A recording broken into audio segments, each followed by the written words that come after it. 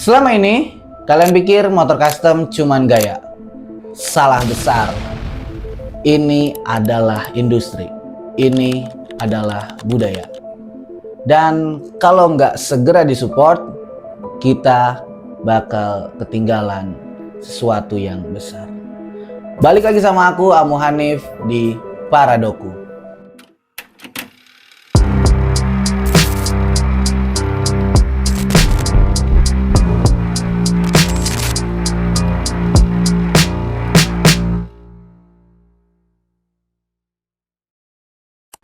Sejarah motor custom bukan hanya sejarah mesin, tapi ini sejarah tentang manusia yang menolak untuk sama.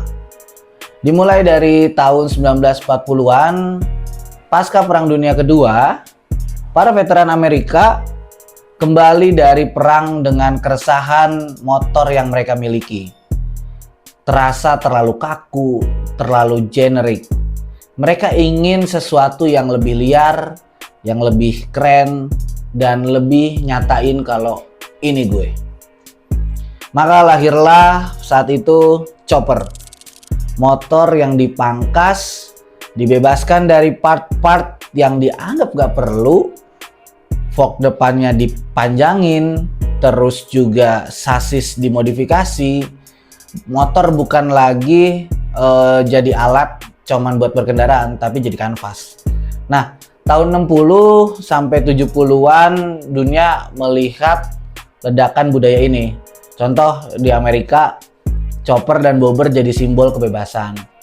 Di Inggris ada cafe racer yang lahir dari anak-anak muda yang biasa nongkrong di kafe, dari kafe ke kafe, biar si motornya lebih cepat, gesit, dan juga terlihat lebih nggak ada basa-basi aja gitu. Di Jepang juga muncul kayak Brad style kayak gitu kan, lebih ke simple, low profile, dan tapi si motor tetap rebel gitu.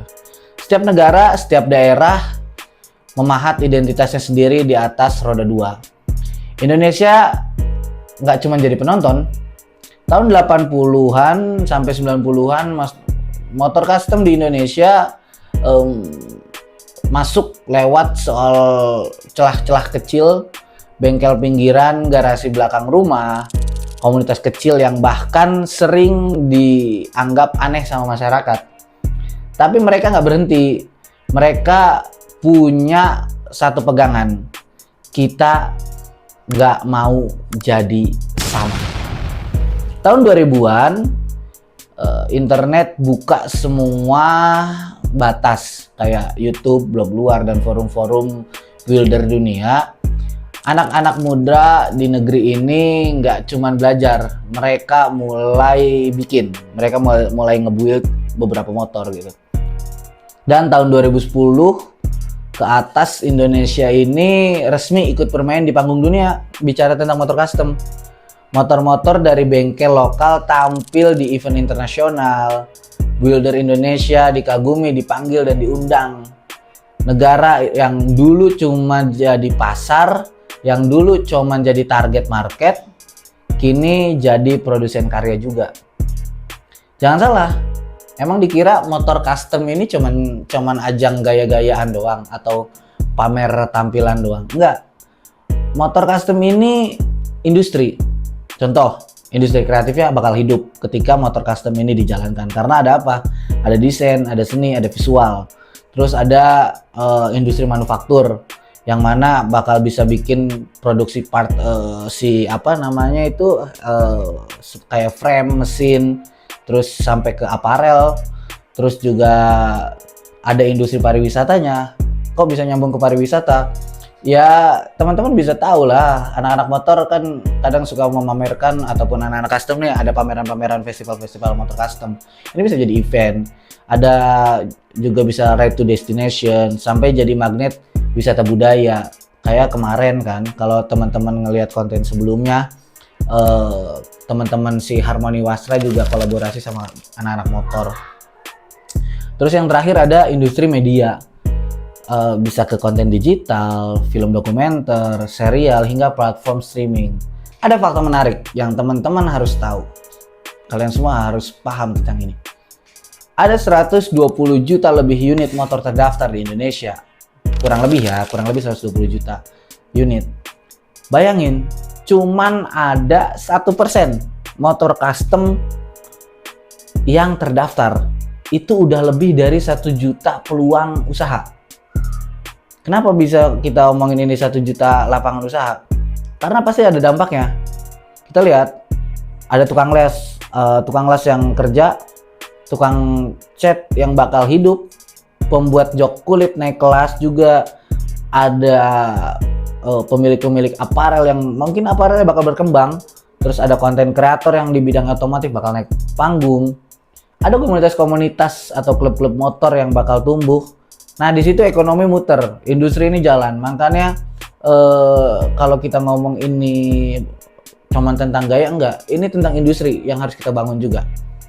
Nah, tapi ada pertanyaan, apa sesederhana itu untuk ngebangun ini semua? Gitu. Apa cukup cuman passion buat bikin industri ini bertahan?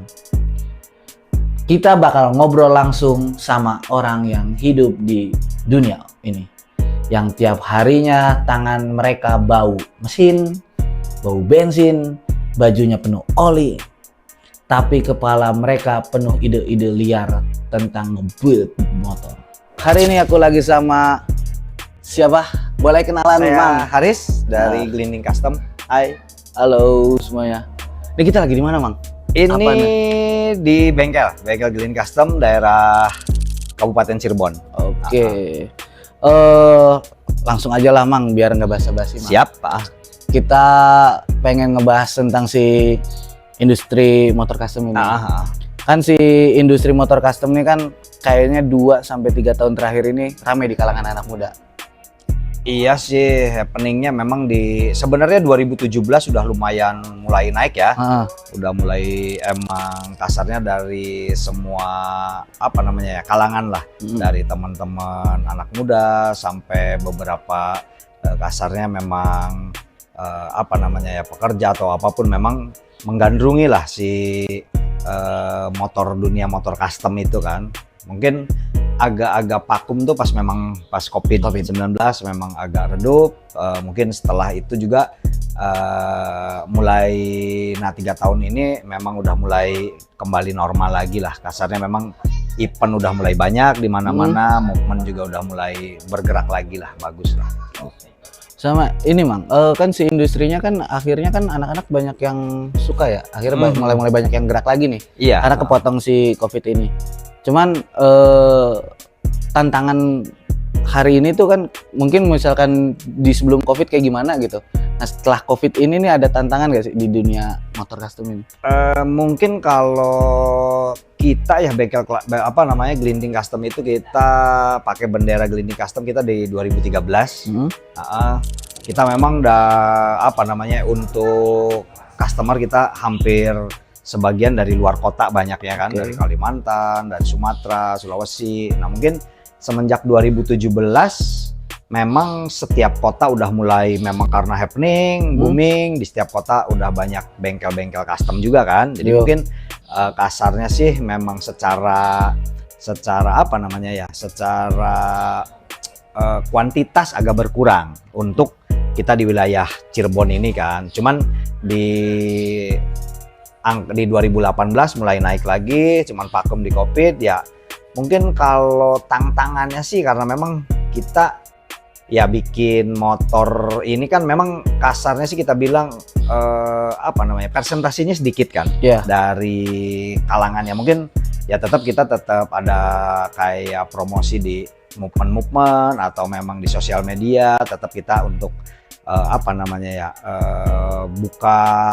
buka promo di branding bengkel kita lah gitu. Mungkin tingkat kesulitannya sih ya tantangannya ya itu presentasinya semakin berkurang karena mungkin tapi kebanyakan ada beberapa yang memang repeat juga orang-orang itu aja.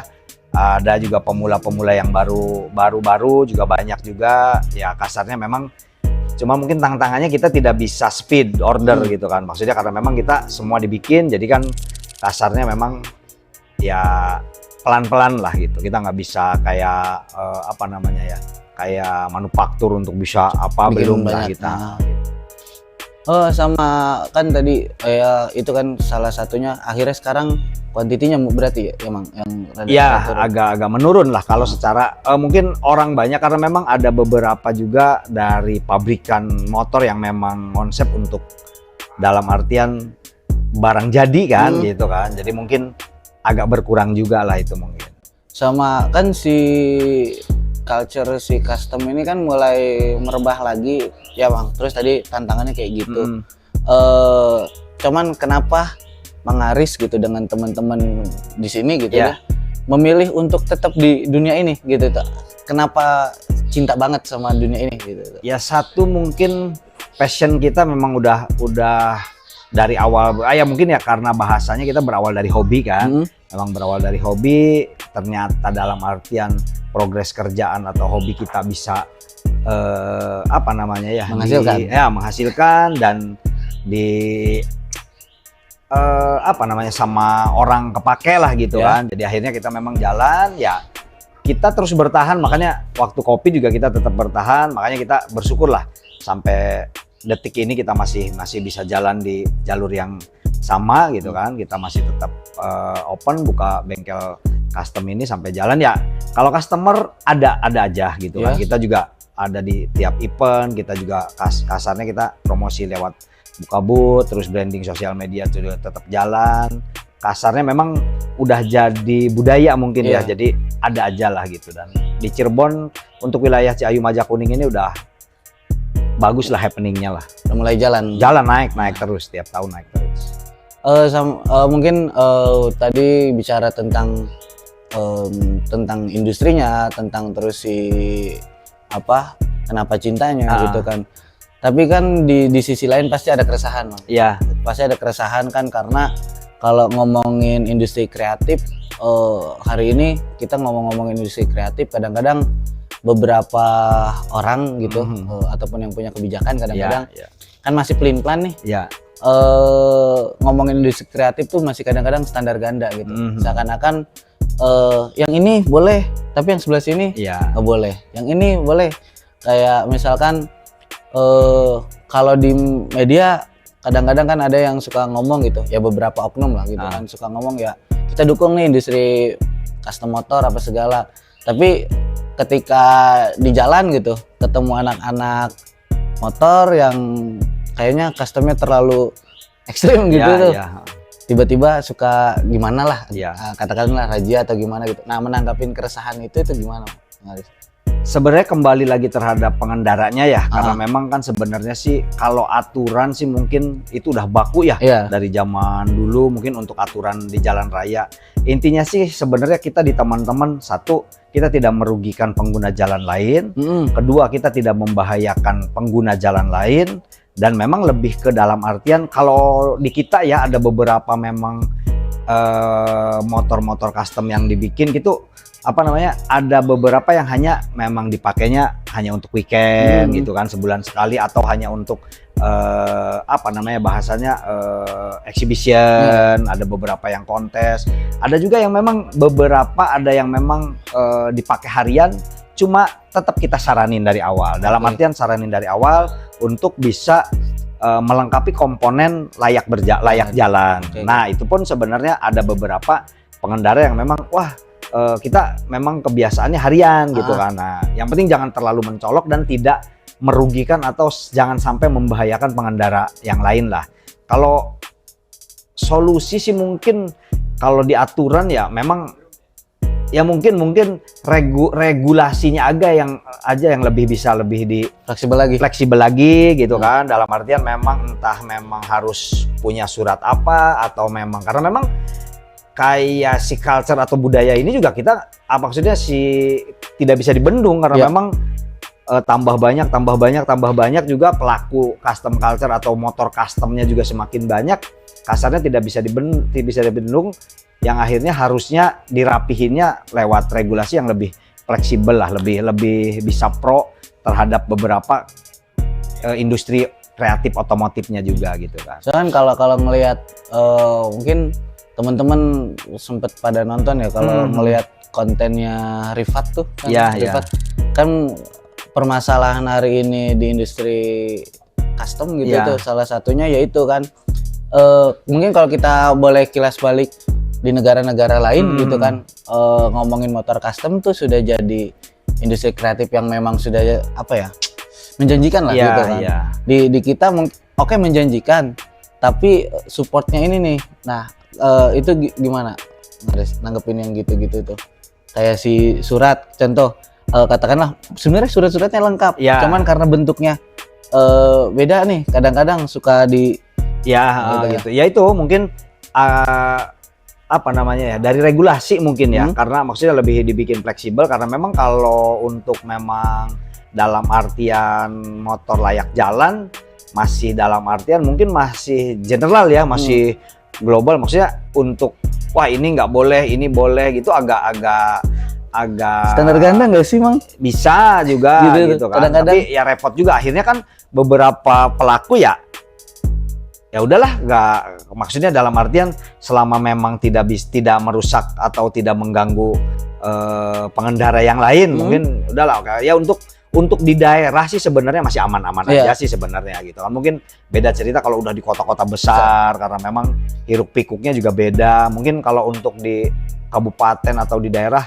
masih kita bilang dalam artian masih bisa jalan-jalan, masih bisa menggunakan motor custom di jalan-jalan utama atau gitulah, masih itu. Cuman mungkin kembali lagi ke mungkin saran-saran kita dari pelaku bengkel atau pelaku industrinya, kita kembalikan sama pengendaranya aja lah. Kita biar kasih edukasi apa namanya ya, pendidikan berkendaranya atau memang bagaimana cara mensiasati atau menggunakan motornya di jalan, mungkin seperti itu aja sih, karena memang agak berat ya kalau kita harus mengusulkan regulasi harus berubah atau gimana, mungkin tidak akan sampai lah, mungkin begitu. Itu makanya Rifat aja deh.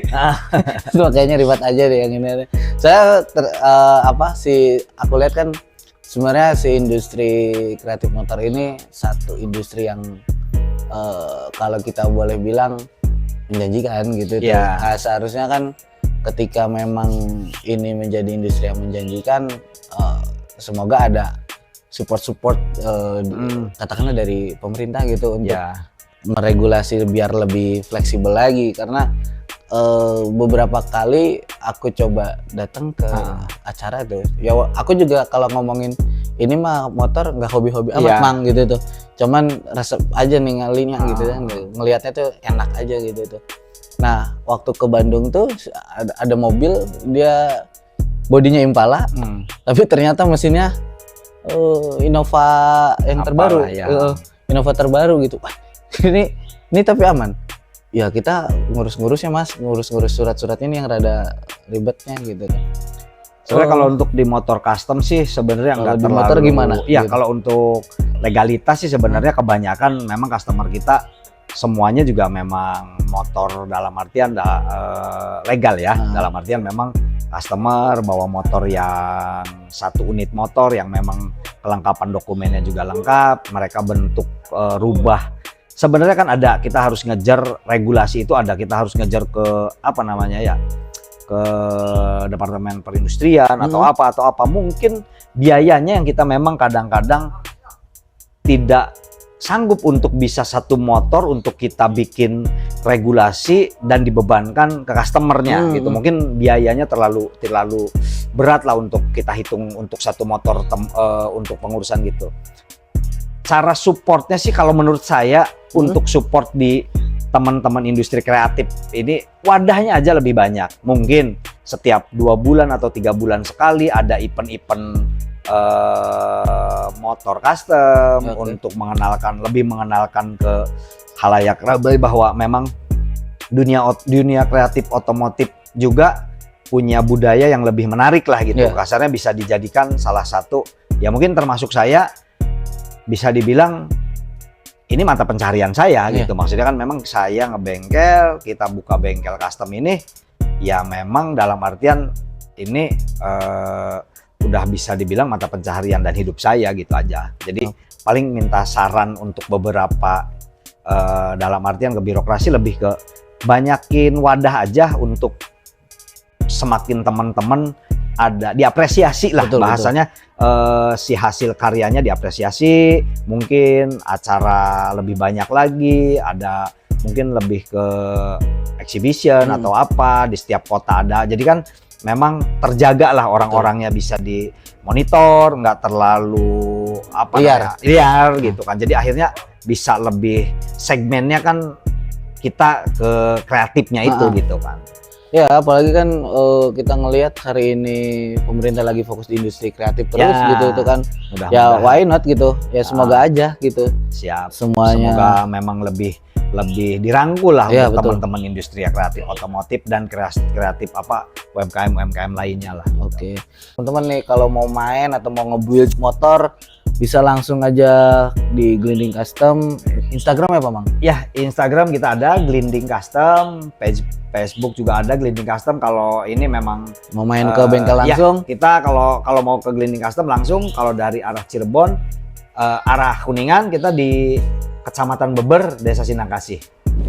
Motor custom itu bukan cuman besi, bukan cuman mesin, bukan cuman gaya.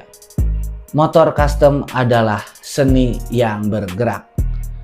Ini adalah simbol perlawanan terhadap standar yang membosankan. Tapi semua ini nggak akan kemana-mana kalau kita cuma nonton.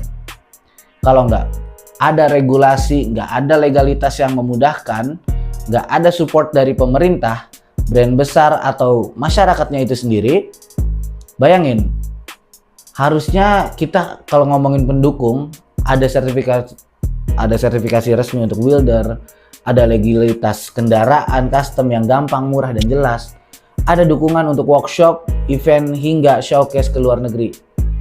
Motor custom ini bisa jadi kebanggaan bangsa kita semua.